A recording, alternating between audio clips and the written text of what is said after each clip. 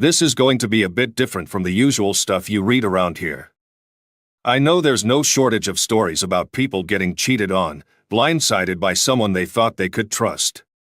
But my story? It's not exactly that. See, I wasn't just the guy who got screwed over. In the end, I did some screwing over too. But let me tell you something, before you start thinking I'm just another asshole, I didn't get there on my own. I was pushed, pulled, and practically shoved into doing what I did. It wasn't entirely my fault. But hey, let's back up a bit. We gotta start somewhere, right? I figure a little context won't hurt before I dive into the madness. First off, I'm just an average guy. I'm not some genius, not some hero in a movie. I'm just a dude working a regular job, trying to make ends meet and keep some kind of balance in life. I've never been the type to seek out drama. I'm steady, predictable even. That's just who I am. Always have been. My name's not important, but my wife's? Lisa? Now, she's a different story. Lisa was the type of woman people noticed. She had this presence, you know? Like she could walk into a room, and instantly, everyone was drawn to her. It wasn't that she was drop-dead gorgeous, though she was beautiful. It was more about how she carried herself. Confident, quick-witted, sharp as a knife when it came to conversation. She had this energy that made people gravitate toward her.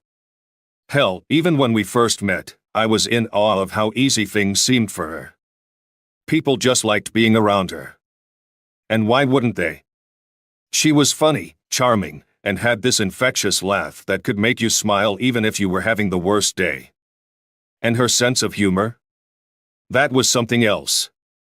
She could roast you, tear you down with a single line, and somehow, you'd still end up laughing. It was like magic.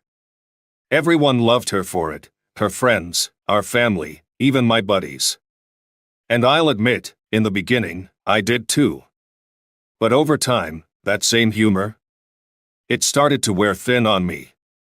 It's hard to laugh along when the joke's always at your expense, you know? She was the funny one in our relationship. Me? Not so much. I was the serious one, the guy who kept everything running smoothly, who made sure we stayed grounded. And for a while, that dynamic worked. She brought the spark, and I kept the fire from burning down the house. But her humor? Well, that humor came back to bite me in the ass. It played one hell of a cruel joke on me. So evil, so twisted, that I wouldn't have believed it if I hadn't lived it. You won't either. Not until you hear what went down. It was just a regular evening. Nothing special. I came home from work, exhausted like usual. The grind was starting to get to me, but that's life, right? You work, you come home, you eat, you sleep, repeat. But that night, when I walked through the door, the house smelled warm, inviting. Dinner was already on the table. Something Italian, I think. She knew I liked pasta, so she'd always whip it up on nights like this when she felt in a good mood. The candles were lit, Lisa had a thing for atmosphere, and there she was, smiling like nothing was wrong, like everything was just peachy. We sat down to eat. We talked, like we always did. Just regular stuff. I asked her how her day was, she asked me about mine. She laughed at something stupid I said, her laugh, that damn laugh. I remember thinking everything was fine. I wasn't really paying attention to her mood, I was too busy stuffing my face, trying to shake off the stress of the day. But as the conversation went on, something in the air changed. It was subtle at first, just a shift in the way she was sitting, how her voice dipped a little. I noticed her leaning back in her chair, her eyes kind of narrowing. And then she hit me with it, out of nowhere. You know, she started, her voice casual, like she was talking about the weather. I've been feeling a little tired of us lately. I looked up from my plate, confused, like maybe I hadn't heard her right. Tired? I repeated, my fork hovering midair. What do you mean, tired? She sighed, like this was the most normal conversation in the world. I don't know, it's just, things have been feeling a bit stale. Like we're stuck, you know? I didn't know. I was completely blindsided. We weren't fighting, we weren't in some kind of deep rut, at least, not that I could see. We had our routines, sure, but I thought we were solid. Married for 7 years, you'd think we'd have this figured out by now. But apparently, I was wrong. So wrong. And then she dropped the real bomb on me. So, I slept with someone, she said, deadpan. Like it was no big deal. Like she was telling me she bought a new pair of shoes or changed her hair color. It made me feel better. But don't worry, I'm not gonna do it again. I couldn't process it. My brain just stopped. Everything went quiet inside my head. The words hung in the air like some sort of sick joke that hadn't landed yet. Did she just say that? Did she just tell me she cheated on me over dinner? Casually, like it was nothing? My mouth went dry. My hands tightened around the fork, and I could feel the metal bending under the pressure of my grip, but I didn't care. I stared at her, searching for any sign that she was joking, that this was another one of her stupid pranks. But there was nothing in her eyes, just cold indifference. And then, like she hadn't just ripped my world apart, she stood up, walked over to me, and kissed me on the lips. A quick, meaningless kiss. "Good night," she said softly, and without another word, she turned and walked to the bedroom, leaving me sitting there, completely paralyzed. I couldn't move. I couldn't even think straight. I stared down at my hands, realizing I had bent the damn fork in half. My chest was tight, and all I could feel was rage building up, filling every part of me. But instead of going after her, instead of demanding answers, I stayed rooted to my seat, fists clenched, my mind spinning with one thought: revenge. She thought she could just drop that bomb, kiss me, and go to bed like nothing happened? Like I wasn't supposed to react? Oh, I was going to react, all right. I was going to make her regret ever opening her mouth. But how the hell was I supposed to know it was all a joke? How was I supposed to know that her sick sense of humor would take things this far? As soon as she kissed me on the lips and walked off to the bedroom like nothing happened, I felt this surge of rage just burn through me. I couldn't sit there and stew in it, not with the way my mind was spiraling. So, without a second thought, I grabbed my jacket, threw it on, and walked straight out of the house. I needed to get out of there. I needed air, space, something to clear my head, but more than that, I needed someone to talk to. My first instinct was to call my best friend, you know, the guy I'd usually turn to when shit hit the fan. But as I was scrolling through my contacts, my thumb paused on someone else's name, my wife's friend. Let's call her Megan. Now, Megan wasn't just some random friend of Lisa's. I'd known her longer than I'd known my wife. We used to run in the same circles before Lisa and I ever became a thing. And if I'm being completely honest, there had always been something between Megan and me. Nothing serious, but I knew she liked me back then, before I got with Lisa. It was one of those things where the timing was never right. But I had a gut feeling, her feelings hadn't gone anywhere, not entirely. So, without really thinking it through, I called her. She picked up after a couple of rings, sounding surprised but not in a bad way. "Hey, what's up?" she asked, her voice casual, like we hadn't spoken in months. "Can you meet me?" I blurted out. "At the bar near your place?" I need to talk." There was a pause, a brief one, but she didn't ask any questions. "Sure. I'll be there in 10. That was it. No grilling me about why I needed to talk or what was going on. She just agreed, like she knew something was up. I jumped in my car and headed to the bar, my mind still racing with what had just gone down at home. When I pulled up to the place, I saw her immediately. She was already sitting at a booth, nursing a drink. Megan looked up as I walked in, her eyebrows raised slightly in surprise. "Where's Lisa?" I sat down, avoiding her question at first. "She's not coming," I said flatly. That got her attention. She leaned in a little, her expression shifting from casual to concerned. "What's going on? You look like you've seen a ghost." We ordered a couple of drinks, and once the alcohol hit my system, the words just poured out. I told her everything, what Lisa had said, how she casually dropped that she cheated, and how she acted like it was no big deal. At first, Megan didn't believe me. I could see it in her eyes, the shock, the disbelief. But the more she looked at me, the more she realized I wasn't lying. I could see it all clicking in her head. We kept drinking, the conversation getting heavier with every round. I could feel the alcohol dulling the edge of my anger, but it was still there, simmering under the surface. By the time the bartender gave us the last call, we were both pretty drunk. Megan, out of nowhere, leaned closer and said, "I have another bottle of wine back at my place, if you want to keep this going." I didn't even have to think about it. I nodded, and we left the bar together. Her apartment was only a short walk from the bar. We stumbled in, laughing about something I can't even remember now. The moment we opened that bottle of wine, though, I knew exactly where the night was heading. There was this look in her eyes, a kind of intensity, and I wasn't going to stop it. I didn't want to. It didn't take long. After a few glasses, things escalated. 1 minute we were talking, and the next, we were on her couch, hands everywhere, lips locked. And in that moment, I decided to do something I hadn't planned on at all. I pulled out my phone and started filming. Not the whole thing, just clips here and there. Megan noticed, of course, and at first, she wasn't having it.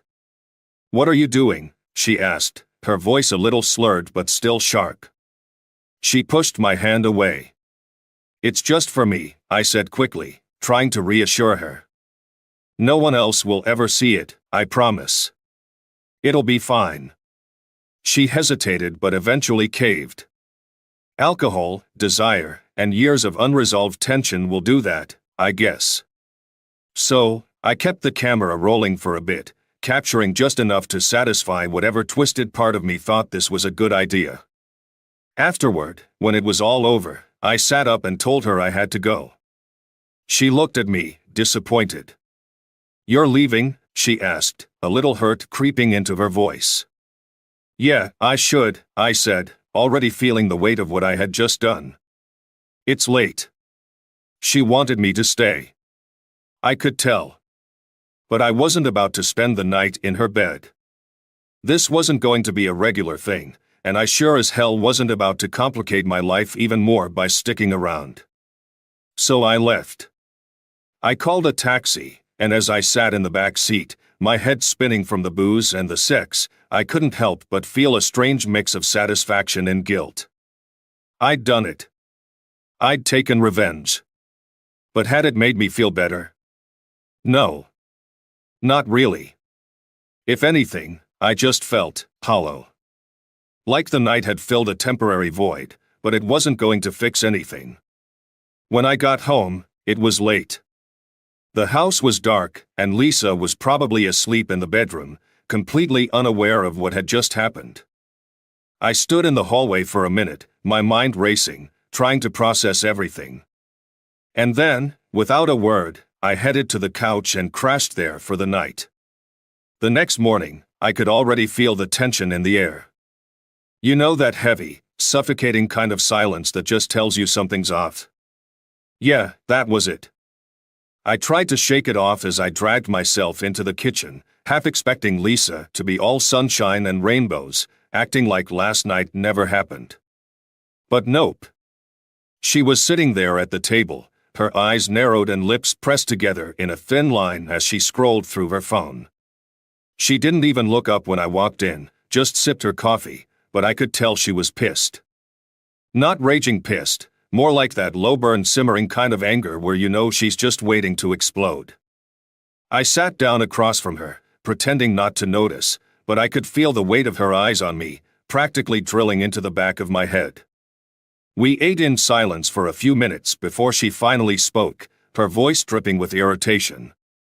"So," she said, dragging the word out, "where the hell were you last night? You came home so damn late, and you didn't even come to bed." I could feel her eyes on me, waiting for an explanation, but I wasn't in the mood for her interrogation. Still, I knew I had to answer, but this time, I wasn't going to lie. She had started this mess, after all. I took a deep breath, trying to sound as calm as possible. "I was out," I said flatly, not giving her anything more to work with just yet. Needed some space to think. Her eyes narrowed, and she set her phone down, giving me her full attention. "Think about what?" "Because, from where I'm sitting, it looks like you were up to something." I glanced at her, a slight smirk tugging at the corner of my mouth. "Yeah, I was thinking. About us. About how I'm a little tired of our relationship too." That caught her off guard. She blinked a few times, her brows furrowing in confusion. "Wait, what? You're tired? Since when?" I shrugged, keeping my tone casual, like it wasn't a big deal, even though we both knew it was. "For a while, I guess. And last night," I paused, letting the tension build in the room. "I did something about it." Her expression didn't change at first. She looked confused, almost like she thought I was screwing with her. Then she leaned back in her chair, crossing her arms, and smirked like she had caught me in a lie. "Oh really? You did something about it? What did you do, huh? Cheat on me?" I stared right at her and nodded. "Yeah. I did." The smirk stayed on her face, but her eyes were searching mine, trying to figure out if I was serious or not. "Oh, come on," she said, letting out a short laugh. "You're joking. What is this, your way of getting back at me for what I said last night?" I didn't break eye contact. "I'm not joking, Lisa. I cheated on you." Her smile faltered, but only for a second. "Sure, you did. With who? The waitress at the bar? Some random girl from work? Who?" I took another breath, knowing exactly what this was about to do to her. "No. Not some random girl. It was with Megan that did it." Her smile disappeared entirely, replaced by a look of disbelief. She stared at me, her mouth slightly open as if she couldn't quite process what I had just said. "Wait. What? Megan? My Megan? Are you serious right now?" I didn't flinch. "Yeah. I slept with her last night." She blinked again, then burst out laughing, though this time it was more out of nerves than humor. "Oh my God, you're kidding. You have to be. Megan? That's your big lie. What kind of joke is this?" I didn't say anything, just calmly reached into my pocket, pulled out my phone, and opened the video. I pressed play and held it up for her to see. She looked at the screen, still smiling, still thinking this was some elaborate prank. But as the video started, and Megan's face appeared, her smile began to waver. Then the sound kicked in, our voices, the unmistakable noise of what we had done, and her expression changed completely. Her face went pale, her eyes widening in shock. Her hand flew up to her mouth, and before I could react, she smacked the phone out of my hand with enough force to send it clattering across the table. "You bastard," she screamed, her voice cracking as she stood up so fast her chair almost toppled over. "You fucking idiot. You slept with Megan. You're out of your goddamn mind." I stood up, my own anger rising to match hers. "Oh, so now I'm the asshole? What about you, huh? You cheated on me first. You don't get to play the victim here." She glared at me, her eyes wild, her breathing heavy. "I didn't cheat on you, you moron. It was a fucking joke." I froze. Her words echoed in my head, but I couldn't process them at first. "A joke? What are you talking about?" She threw her hands up in frustration, pacing around the kitchen like she was about to explode. I said it to mess with you. I was kidding, you idiot. I didn't sleep with anyone. I was going to tell you after you cooled down, but you stormed out of the house like a maniac before I could explain. The room started spinning. My brain struggled to catch up with what she was saying. A joke? You were joking? Yes, she screamed, tears welling up in her eyes. I was fucking joking. I never cheated on you. But you? You just went and slept with Megan and filmed it? How the hell do you expect me to react to that? I felt like the floor had dropped out from under me. All the anger, all the justification I had built up inside myself crumbled in an instant. I stood there, my mouth dry, my heart pounding, realizing just how badly I had screwed up. Lisa, I said softly, trying to reach for her. I didn't know. She cut me off, her voice cracking. I don't want to hear it. You've done enough. Tears streamed down her face now, and she looked more broken than I had ever seen her. You ruined everything, you asshole. You slept with my best friend. How am I supposed to forgive that? I had no words. There was nothing I could say to fix it. I didn't know, I repeated weakly, but the words felt hollow, useless. She shook her head, backing away from me. Just go. I don't want to see you right now. With that, she turned and stormed off to the bedroom, slamming the door behind her so hard the walls shook.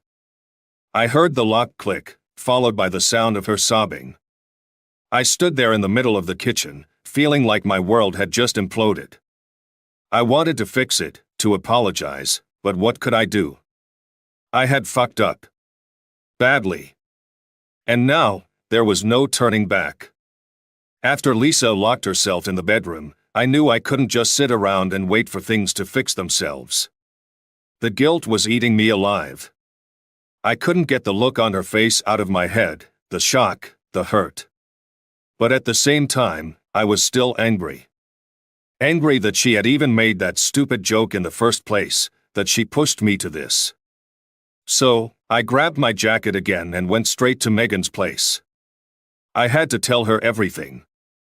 When I got there, Megan opened the door, her face lighting up when she saw me, at least for a second. I didn't waste time with small talk.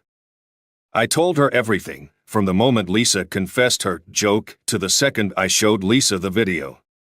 And as I spoke, I could see Megan's face shift from confused to furious. You're an asshole, she spat, crossing her arms, her expression hardening. You set me up. You didn't tell me this was all because of some sick revenge scheme. What the hell are you talking about?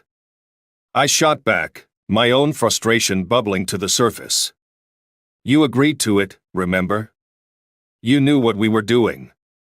Yeah, I agreed because I thought it was just between us, she yelled, pacing around her living room, hands flying up in the air. I didn't know you were using me to get back at Lisa. Do you realize what you've done? I've lost my best friend because of you. I clenched my fists, trying to keep calm.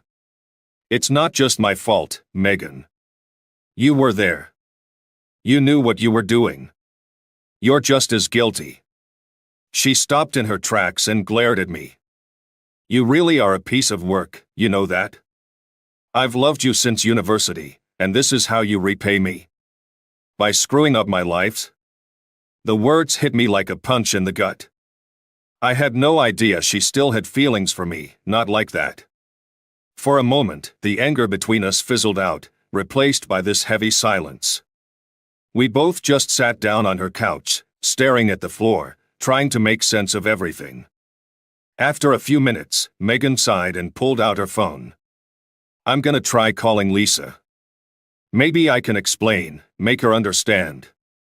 I don't know, something. She dialed, but it went straight to voicemail. She tried again, and again, but no luck. Lisa wasn't picking up, and at this point, I didn't know if she ever would. Desperation was starting to creep in. I felt like I was sinking, and no matter what I did, I couldn't pull myself out. I left Megan's place after a while and went back home, hoping to try again with Lisa, to apologize, to fix this mess somehow. But when I walked through the door, the first thing she said to me was, "I already called a lawyer." She didn't even look at me, her voice cold and detached. "I'm filing for divorce." I felt my stomach drop. It was like the ground beneath me had crumbled, and I was free-falling with no end in sight. "Lisa, please," I started, but she didn't want to hear it. "There's nothing more to say," she cut me off, her back turned as she folded laundry like it was just another day. "You made your choice. I'm making mine." I stood there for a moment, trying to think of what to say, but there was nothing. I felt like complete shit. I had lost her. There was no going back from this. So, I did the only thing I could think of. I went back to Megan's place. I knocked on her door, and when she opened it, I asked if I could stay with her for a while. She hesitated, her eyes scanning my face, full of frustration and doubt. "I don't think that's a good idea," she said at first, crossing her arms again. I couldn't blame her. I had dragged her into this mess, too. She had her own shit to deal with now. But as I turned to leave, defeated, she called me back. "Wait," she said, softer this time. "All right, fine. You can stay. But just for a bit. This whole thing, it's a lot." And so, I stayed with Megan. The divorce process dragged on for about a month, and during that time, our entire social circle knew about what happened. Lisa made sure of it. She told everyone, every little detail, and our friends all picked sides. Some stayed neutral, but most of them sided with her. I couldn't blame them. During that time, Megan and I started spending more time together. What had started as a mistake, something fueled by anger and bad decisions, slowly turned into something else. We tried to date, to make sense of this new situation, but the more we tried, the more we realized that something wasn't right. There was this huge gap between us, like we were both too broken, too out of place to make anything work. She still had feelings for me, sure, but now they were tainted by everything that had happened. I felt it too. We tried to act like things were normal, but nothing was. Every time I looked at her, I couldn't shake the guilt of what we'd done. Every time she smiled, it was forced, like she was trying to convince herself this was okay. But deep down, we both knew it wasn't. I was stuck in this limbo, trapped between the wreckage of my marriage and this new, fragile thing with Megan that didn't feel real. And as the days passed, it became clearer that no matter how hard we tried to move on, neither of us could escape the mess we had created. We were out of place, both of us, and I had no idea where to go from there. Update: it's been a while since everything went down, and I figured I owe you all an update. After all the chaos with Lisa, the divorce, and that whole mess with Megan, I've had some time to reflect. I've grown up a lot, more than I ever thought I would, honestly. Megan and I, well, we tried to make it work for a while. We had a history, sure, and for a moment, it felt like maybe we could turn something messy into something meaningful. But the reality of it was, it just wasn't right. We grew up together in more ways than one, and for a while, we were each other's crutch during a time when everything was falling apart. But you know what really killed it? Our so-called friends. The judgment from everyone around us was relentless. People love to talk, to point fingers, like they're somehow better or above it all. They whispered behind our backs, made snide comments, and acted like we were some scandal they could gossip about at every chance they got. It was exhausting, and eventually, it just became too much. Megan and I sat down one night, after yet another awkward encounter with one of her friends, and we both knew. We knew this wasn't going to work, not with all the baggage, not with everyone's opinions hanging over us like a storm cloud. So, we made the call to end it.